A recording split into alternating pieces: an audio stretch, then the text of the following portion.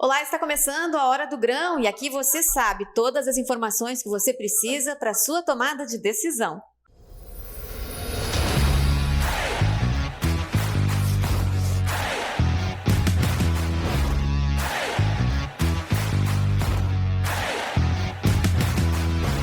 A Hora do Grão é um espaço, a Granja Total Agro, para falar sobre o mercado de grãos e tudo que está envolvido no setor. Hoje temos um participante novo aqui no programa, queremos dar as boas-vindas ao analista da plataforma Grão Direto, José Nicodemos. Tudo bem, Nicodemos? Eu que agradeço, obrigado pela oportunidade, espero poder agregar aqui para o programa. Bom, a gente começa já então, Nicodemos, falando sobre o relatório do USDA que está previsto aí para essa semana, para quinta-feira. A gente tem alguma possibilidade de notícias que possam impactar Chicago? Porque no último relatório não chegou a ter uma movimentação muito grande diante do anúncio, né? Perfeito. Para o próximo relatório que sai agora na quinta-feira dessa semana, o mercado ele tem uma expectativa de redução, né, para a produtividade, para a produção da soja brasileira, mas nós não sabemos se deu tempo do USDA conseguir colocar essa redução no seu programa, visto que estamos tendo condições climáticas adversas à produção, a nossa janela de plantio está quase fechando, e a gente continua com um atraso bem grande, né? E isso, consequentemente, trará reduções. A gente só não consegue estimar o quanto e quando o USDA vai reportar essa redução. Espero que aconteça nessa quinta-feira, mas eu não consigo afirmar ainda com 100% de certeza. Bom, agora eu queria ver com a Kátia, a gente falou um pouquinho sobre as condições climáticas, aí o Nicodemos trouxe essa informação dessa expectativa em relação ao relatório de oferta e demanda mundial. Kátia, como é que está a situação para o plantio brasileiro? A gente segue com altas temperaturas no centro do país e ainda a previsão de chuva no sul, né? Exatamente, Thaís. Então não tem grandes mudanças, perspectivas de mudanças assim a curto prazo, né? Pelo menos nesses próximos dias, a chuva vai ficar bem concentrada nas áreas do sul do Brasil, de novo com maiores volumes na região sul. E aí já pensando assim para a semana que vem, a chuva ainda continua concentrada no sul, ou seja, as chuvas elas vêm ocorrendo até na região centro-oeste e sudeste, mas são aquelas chuvas muito irregulares, elas seguem esse padrão irregular, estão acontecendo mais em partes do Mato Grosso do Sul e menos Goiás, Mato Grosso, interior nordestino, então a gente praticamente nem fala ali, o Matopiba, né, praticamente não tem chuva naquelas regiões. E no sudeste, as chuvas têm se concentrado mais nas grandes metrópoles, então, ou seja, trazem transtornos, mas não ajudam, né, na região da produção. Então, assim, ó, pelo menos nesses próximos dias, eu diria esse curto prazo de previsão, 5 dias, a condição segue a mesma, não vai ter grandes mudanças aí para o produtor, não. Ou seja, a chuva continua escassa. Lembrando que a Kátia Valente volta depois do intervalo com todas as informações aí para os próximos dias nas principais regiões produtoras do país. Leandro, já tem replantio acontecendo, né? Infelizmente já está acontecendo. No Mato Grosso já há registros de replantio aí pela falta de chuva. E a minha pergunta ela é mais para o viés agronômico, assim, esse replantio, mesmo que funcione bem, claro, vai ter um custo extra de maquinário, de semente, enfim, mas isso já pode comprometer a questão da produtividade de soja, porque hoje já é 7 de novembro, enfim, ou seja, a plantação, a soja já deveria estar num estágio mais avançado aí de desenvolvimento. Já dá para afirmar, claro que ainda não existem números ou algo muito concreto, que vai comprometer a produtividade da soja no Mato Grosso e, por conseguinte, a questão da produção, Nicodemos? Leandro, perfeito. Vale ressaltar que da parte do centro-oeste para cima, produtores clientes aqui da Grão Direto têm relatado esse replantio e, em alguns casos, no Mato Grosso, o replantio do replantio, né? Produtor que já está tentando plantar pela terceira vez. E aqueles que tiveram poucas chuvas, mas passaram por altas temperaturas, tiveram um encurtamento da fase fisiológica da planta, então a planta que vai ficar pequena e vai ter uma produtividade menor. Nós não conseguimos ainda, né, afirmar quais os números dessa redução, mas que teremos uma redução da safra esperada pelo USDA de 163 milhões de toneladas, isso é quase certo, só temos que aguardar esses dados, E como a Kátia afirmou, com essa manutenção do clima atual, então ainda o modelo europeu, o modelo norte-americano convergindo bastante a essas altas temperaturas e a seca e fortes chuvas no sul, vão dar manutenção a essa condição climática adversa à qualidade de safra. Então, essa parte de replantio que vem acontecendo, ela pode acontecer em mais estados, e afirmando de novo, do centro-oeste para cima, e o que vale ressaltar é que o produtor já teve um custo de plantio muito alto. Então, um replantio é mais custo, como você bem afirmou. Imagine só um replantio do replantio. A gente pode ver, então, um produtor talvez não indo para a terceira tentativa ou reduzindo a área de plantio quando ele for tentar plantar novamente. Então, sim, aguardamos uma redução, tem uma expectativa de redução de produtividade. A gente não consegue afirmar em números ainda, mas é quase certo que não se fala em quebra ainda pelo volume, mas essa redução aconteça do centro-oeste para cima. Bom, em relação à questão climática, já está claro aí que a gente tem uma expectativa aí de definição para os próximos dias, mas em termos de Chicago e preços, né, Nicodemos, como é que o produtor pode esperar em relação a essa possibilidade de queda de produtividade, pelo menos aqui no Brasil, né, e os impactos disso nos preços ao produtor? Perfeito, Thaís. Ressaltando que 163 milhões de toneladas seria outra safra recorde. Já estamos saindo agora de uma safra de 156 milhões de toneladas e dependendo do volume de redução dessa produtividade, a gente continuaria ainda dentro de uma safra recorde. Tá? Vale ressaltar isso. Então, o que a gente viu dentro da formação de preço da soja, uma redução na safra brasileira causaria aumento nas cotações de Chicago, né, visto que a demanda se voltaria para Chicago perante as imprevisões da safra brasileira, e a gente também teria um impacto nos prêmios, né? A gente poderia ver uma força positiva, né? Uma força altista para os prêmios, esses que trabalham hoje bastante no negativo, ainda precificando uma safra recorde. Mas o que vale ressaltar é que ainda dentro da formação de preço, o frete, o gargalo logístico no Brasil, ele continua apertado, mas isso já foi precificado, e o câmbio a gente pode falar mais à frente, mas notamos alterações, então, para uma possível quebra, altas em Chicago e uma leve alta nos prêmios internos aqui no Brasil. Bom, temos também a questão das exportações, mas o dólar também está bastante envolvido nessa questão, né, Leandro? Exatamente, eu acabei de acessar aqui, o dólar está 4,88, apesar essa menção aí às altas em Chicago, por essas circunstâncias que você bem descreveu aí, dessa possível, digamos, redução da safra brasileira, mas o dólar vem, digamos assim, desapontando o produtor, ele acabou de estar em 4,88, isso tem, de certa forma, digamos assim, neutralizado esse aumento de Chicago, ou a alta ainda ela está compensando essa baixa do dólar, Nicodemos. E mais do que isso, há uma perspectiva para onde vai o câmbio aí nos próximos dias? Perfeito, muito ótimo ponto, Leandro, porque vale ressaltar que o dólar sim ele tem neutralizado as altas em Chicago.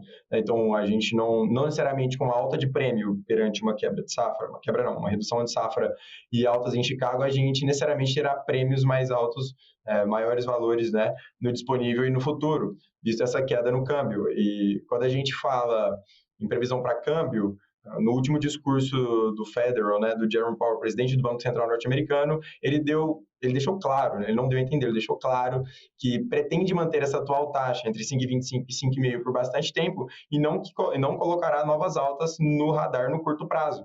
Então, a gente, no dia 13 de dezembro, tem outra reunião para a decisão das taxas de juros, o mercado espera uma manutenção, e é onde o mercado, né, que gosta de risco, tem apetite a risco, ele sai de uma reserva de emergência, no caso, que é a dívida pública norte-americana, e coloca o seu capital alocado num mercado de risco como o Brasil. Então, a gente acaba tendo uma balança positiva para o real e ele vem performando melhor frente ao dólar. No longo prazo, que a gente pode considerar dentro de 6 meses, caso, né, os relatórios, o dado ruim que se torna dado bom norte-americano, reforce essa ideia de manutenção da taxa de juros ou, quem sabe, reduções da taxa de juros até o primeiro semestre de 2024, talvez a gente consiga ver um dólar abaixo de 4,50 até nos patamares de R$ 4. O outro cenário seria, né, uma piora nos números inflacionários, dados de emprego, salariais e dos PMIs norte-americanos, e forçar o presidente do Banco Central, Jerome Powell, a subir ou manter, esticar o prazo da manutenção da taxa de juros. E aí sim a gente pode ter um dólar acima de R$ 5. Eu fico mais confortável em acreditar que os dados norte-americanos não serão extraordinários, a gente terá uma manutenção da taxa de juros, mas que o câmbio talvez ele trabalhe abaixo do 4,50, entre R$ 4,00 e 4,50 até a entrada da nossa safra em fevereiro. Notícia não muito boa para o produtor brasileiro, né, nesse momento aí, que enfrenta, inclusive, essa alta no custo aí, em função em muitas regiões aí, da necessidade de replantio. Falando um pouquinho sobre exportações, Nicodemos, né, diante dessa realidade aí também, de uma possibilidade de queda do dólar, está baixa, né, Leandro? Está 4,88 hoje, agora o Nicodemos falando aí nessa possibilidade de abaixo de 4,50, mas como é que estão as exportações brasileiras? Houve uma atenção maior à soja dos Estados Unidos nessa semana? Perfeito. Então, 2 pontos para as exportações brasileiras, né? O nosso programa de exportação ele está super aquecido, a gente já batemos o recorde dentro do não performado, né? O nosso comprometido já está em 101 milhões de toneladas, então o performado já foram 87, mas pelo potencial portuário na soja com foco em Paranaguá, creio que conseguimos exportar 100 milhões de toneladas até dezembro, com comprometido já em 101, mas o gargalo logístico, já emendando na outra ideia, o chinês ele está comprando soja em fevereiro com embarque nos Estados Unidos, mesmo os Estados Unidos estando mais caro. Mas o porquê disso? Esse gargalo logístico brasileiro tem tirado a atenção, né? Tem tirado a atração. Mesmo com o atraso da safra, o chinês ele tem previsto, né? Ele tem o sentimento de que nós não vamos conseguir fazer os embarques para o mês de fevereiro da nova safra. O Sul ele está avançado no plantio, lógico, né? Paraná é o exemplo disso, mas talvez ele não consiga alcançar, ele não consiga exportar aquilo que está previsto. E mesmo estando cerca de 75 cents mais caro no CFR China, né, no posto China, os Estados Unidos têm pegado a demanda chinesa e levado para casa, tanto por conta do farelo quanto pelo grão.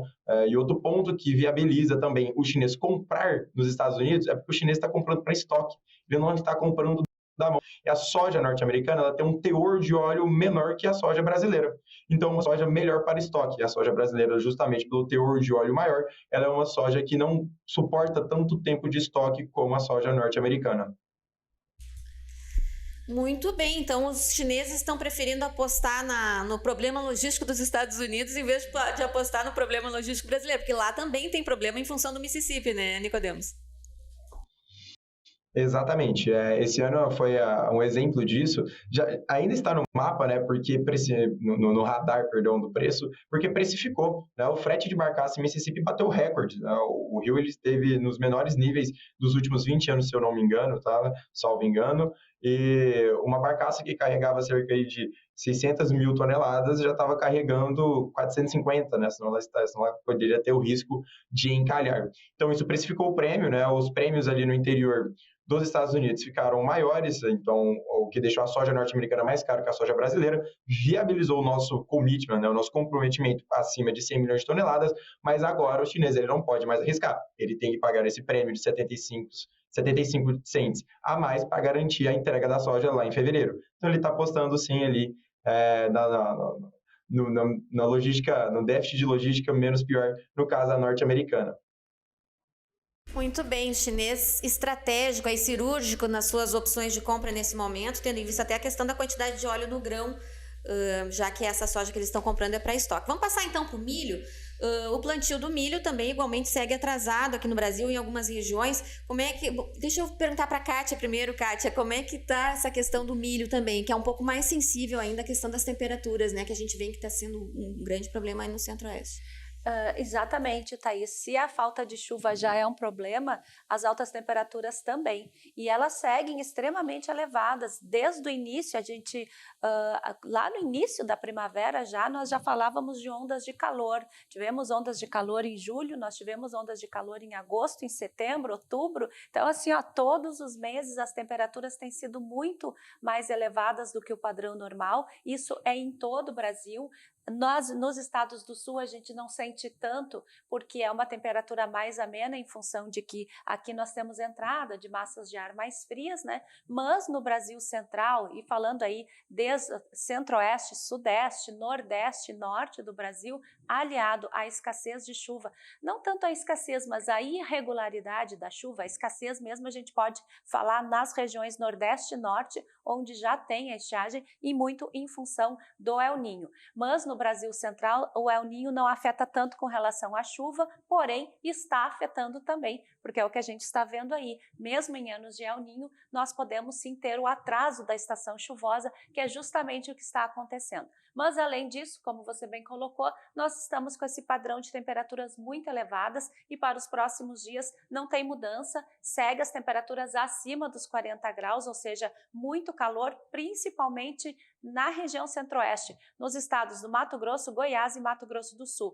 Tem calor em todas as outras regiões brasileiras, todos os estados brasileiros, mas o calor mais intenso mesmo é na grande região produtora mesmo, tanto de milho quanto de soja. Falar um pouquinho também da Argentina, né, que enfrentou aí nos últimos 3 anos secas históricas, seríssimos problemas aí na produção agrícola. Como é que está a situação dessa vez? Está um pouco melhor? Então, Thaís, a expectativa é de que seja melhor, que não seja tão ruim quanto foi nos últimos anos. Como você bem colocou, no ano passado foi histórico mesmo, a Argentina, o Uruguai, tivemos secas muito extensas, rigorosas nesses 2 países, mas a expectativa agora, e diferente dos estados do sul do Brasil, as chuvas têm ocorrido na Argentina, mas não têm sido com volumes extremos, como vem acontecendo no Rio Grande do Sul, Santa Catarina e Paraná, porque diferente dos outros estados, aqui também tem problemas com o plantio, mas pelo excesso de chuva.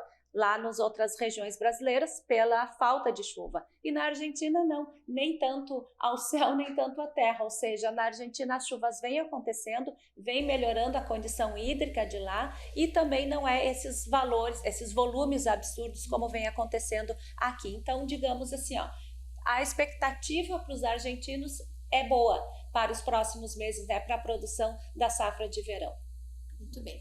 Bom, Leandro, a gente tem aí um cenário mundial também bastante conturbado hoje, fazendo 1 mês aí do início do conflito Israel-Hamas.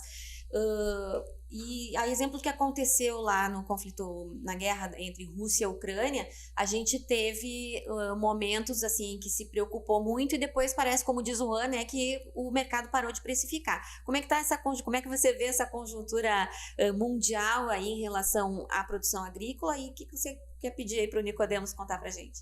A ideia assim, seriam 2 questões, né, nessa questão mais internacional, que claro que afeta aqui.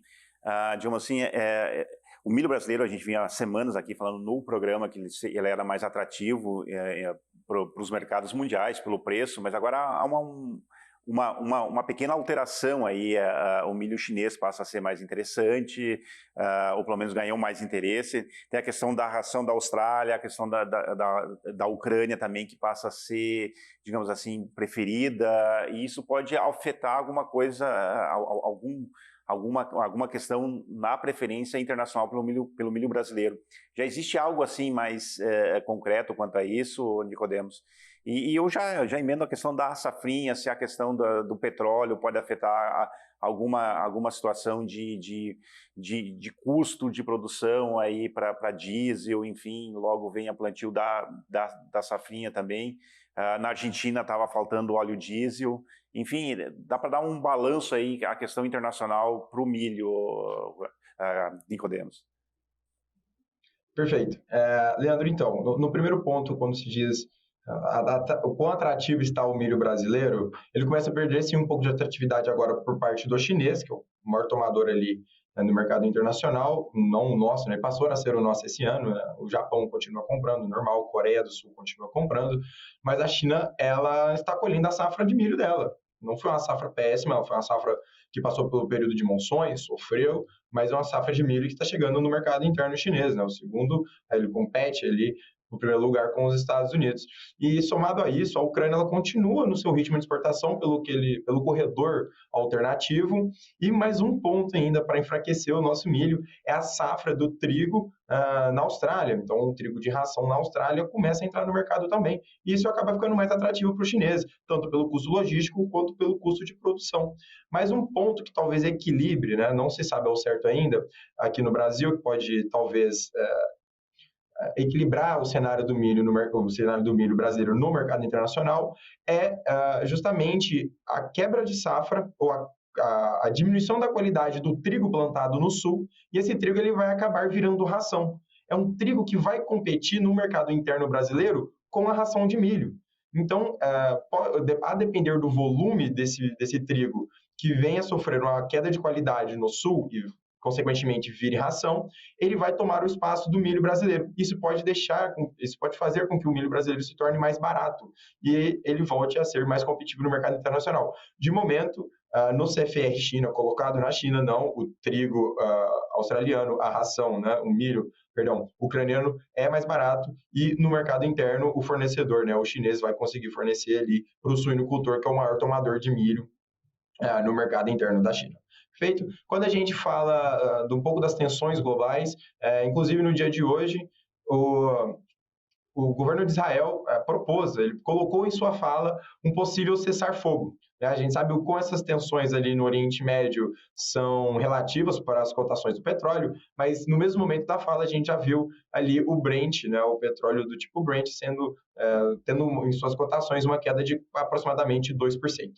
O risco de desabastecimento via um risco global, eu não acredito muito nele. Acho que o abastecimento global de combustível, né, de óleo, ele vai continuar fluindo. Algumas questões políticas, sanções, que aconteceu no caso da Rússia, o maior fornecedor de petróleo do mundo, ou até mesmo pelo cartel da OPEP, algum bloqueio, a gente pode até ver um aumento nos preços, um aumento no custo, mas a falta eu acho um pouco difícil, a não ser que aconteça problemas logísticos. Problemas logísticos seriam esse no radar agora. O Estreito de Hormuz, né, controlado pelo Irã. A gente acreditava, então, numa escalada da guerra e uma entrada mais ferrenha, né, mais feroz do Irã no conflito entre Israel e Hamas, e eles têm ali acesso ao Estreito de Hormuz, por onde passa cerca de 30% do petróleo exportado pelo Oriente Médio. Então, um bloqueio nesse sentido ao Estreito de Hormuz encareceria de uma forma absurda o custo tanto de produção quanto no mercado do Ocidente, né? O custo do petróleo, o custo do combustível no Ocidente aumentaria, isso elevaria os custos, mas o desabastecimento, eu acho que ele não chegaria a acontecer. No Brasil, no mercado interno brasileiro, para o milho, né, ele sofrendo um pouco as questões climáticas no sul, o atraso no plantio da soja pode trazer uma redução na área de plantio do milho safrinha, justamente pelo encurtamento da boa janela de plantio, principalmente no maior estado produtor, quando a gente se fala ali no centro-oeste, do Mato Grosso.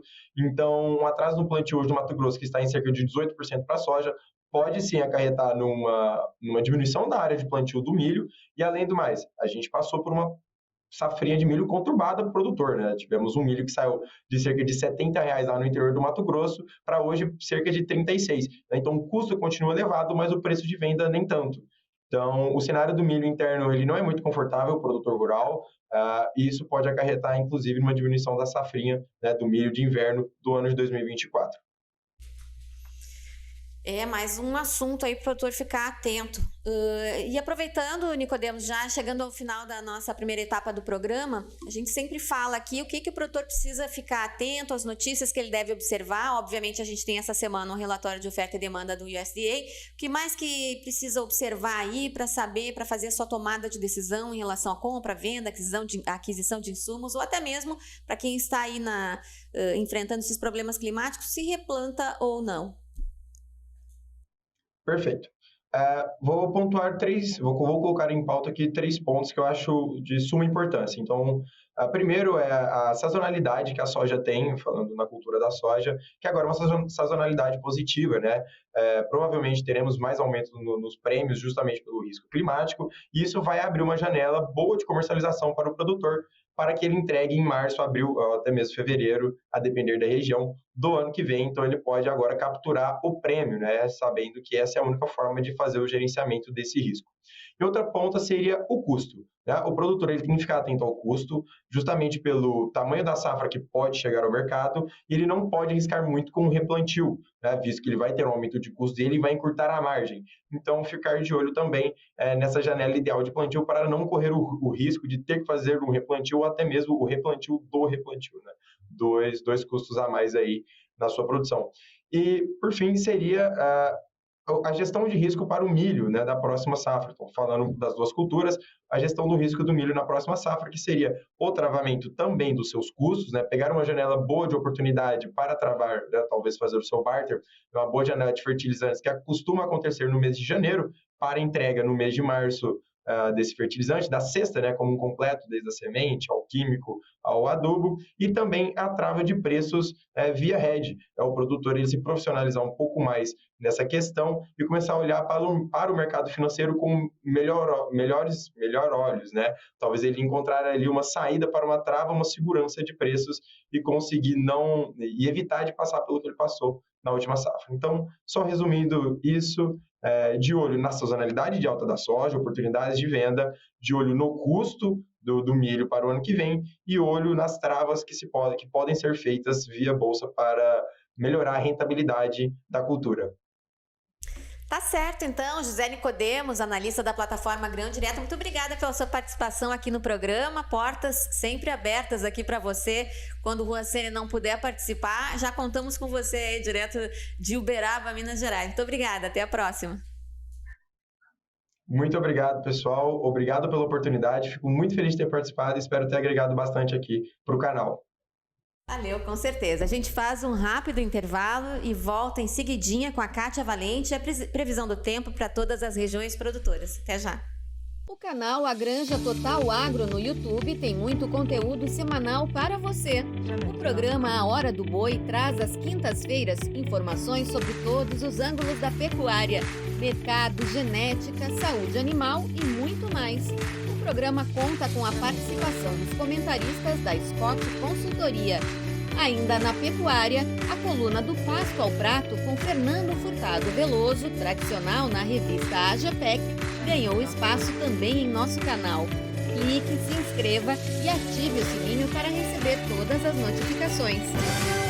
Estamos de volta com o programa Hora do Grão. Chegamos à hora de falar sobre a meteorologia. Kátia Valente, a gente tem, então, já falamos um pouquinho no primeiro bloco, bastante calor aí no centro do país e a volta das chuvas aqui no Rio Grande do Sul. Exatamente, Thaís. Vamos falar primeiro, então, das chuvas, né, ou da falta delas em grande parte do Brasil. Segue um tempo bastante seco, a gente falou aí durante todo o programa que essa condição, né, está refletindo nas lavouras, replantio aí do replantio até, e essa situação não melhora muito, pelo menos neste curto prazo. Então, pelo menos até o final de semana que vem, nesse próximo final de semana, a previsão é de pouquíssima chuva pelo Brasil. Vamos ter algumas pancadas ali no norte do país, mas nada que ajude na grande seca que está acontecendo por lá, rios extremamente baixos. A gente tem visto aí volumes de chuva muito abaixo da média na região norte do Brasil, na região nordeste também, inclusive na faixa leste, que tínhamos um pouco mais de chuva, elas diminuem bastante ao longo desta próxima semana, e toda ali a parte mais do miolo, né, nordestino, e a região produtora, o Mato Piba, não temos previsão de chuvas por enquanto que possam vir a ajudar aí a produção. Na região centro-oeste, Mato Grosso do Sul deve ter um pouquinho de chuva nesses próximos dias, isso mais para o final desta semana, mas ainda assim são chuvas com volumes muito pequenos, são aquelas pancadas favorecidas pelo calor. E na região sul, neste final de semana, os volumes expressivos de chuvas retornam, vamos ter outro sistema de baixa pressão atuando, junto com uma frente fria, então novas chuvas aí previstas. Primeiramente, os maiores volumes vão vão ficar concentrados no sul, principalmente ali Rio Grande do Sul, e depois, ao longo do início da semana que vem, as chuvas tomam conta de toda a região sul do Brasil, mas de novo, assim como aconteceu em setembro e início de outubro, elas vão ser mais concentradas, mais fortes no Rio Grande do Sul e em menores volumes no Paraná e Santa Catarina, que vem sofrendo com excesso de chuva também. Então, assim, o quadro não muda muito para esses próximos dias com relação à chuva. E com relação às temperaturas, já comentamos que o calor segue predominando e que agora esses primeiros dias aí, esses primeiros 10 dias de novembro, vão fechar com temperaturas bastante elevadas em grande parte do Brasil, e para a semana que vem, pelo menos até o feriado do 15 de novembro, nós podemos ter uma nova onda de calor e talvez até mais intensa do que as últimas, ou seja, calor extremo mesmo com temperaturas de 5 a 6, 7 dias bem acima dos 40 graus em grande parte das regiões centro-oeste e sudeste, inclusive também forte calor na região nordeste e sul da região norte, justamente as áreas onde praticamente não chove. Muito bem. Obrigada, Kátia Valente, mais uma vez pela participação. Obrigada, Leandro Mariani Mitman, editor da revista Granja. Já estamos trabalhando aí na edição de dezembro, né, Leandro? Exatamente. A gente vai abordar o principal assunto da edição de dezembro, é o milho. É o milho como um todo, mas sobretudo com foco mais na segunda safra, né? A gente sabe do tamanho, da dimensão que é o milho de segunda safra. É uma cultura que está atravessando alguns problemas, inclusive agronômicos, aí, como a gente falou da questão de chuvas aí, e seca, enfim. Mas a ideia é que o milho é sempre importante, é importante até para a sociedade brasileira. A gente sabe do quanto o milho se transforma em proteína animal. O milho é importante para exportações, é importante para a economia. O milho vai ser sempre foi importante, sempre será importante, independente de algum momento assim, de uma oscilação ou de uma dificuldade com relação a cotações.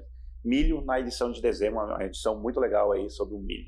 Aliás, o Brasil é estrela mundial aí nas exportações de milho em 2022-23, né? Fechou como o maior exportador mundial do grão. O programa Hora do Grão termina aqui. A gente agradece a sua audiência. Não esqueça de deixar o seu like e ativar o sininho para receber as notificações sempre que a gente tiver conteúdo novo aqui no canal. Até a próxima!